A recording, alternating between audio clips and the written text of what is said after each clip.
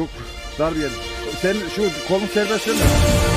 Yani diğer kolun serbest.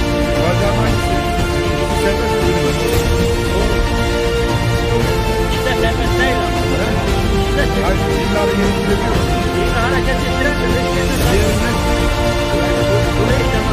şimdi alacağım.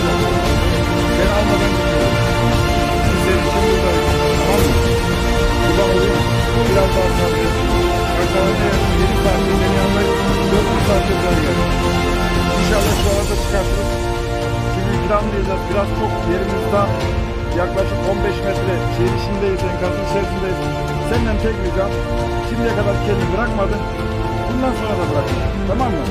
Seninle omuz omuza, el ele bu işi başaracağız. Bir de kurtuluş neresi? Burası buradan çıkmak değil bak. Kendini buradan çıktığında bırakma. Tam hastaneden çıktın. Tamam mı? Hadi elinden öpüşün. Biz çalışmaya devam ediyoruz. Bacak sıkışık. Üzerinde demir var. Alan çok da.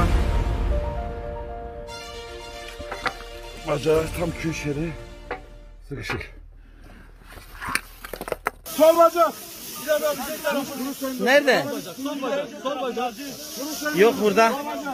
Kuruz olabilir arkadaşlar. Arkadaşlar buna ihtiyaç yok şu an. Kaldı.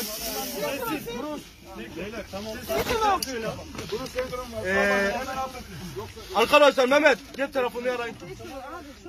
O açsın sensin. Şunun kenarına arkadaş. Kimsesin ya? Kameraya.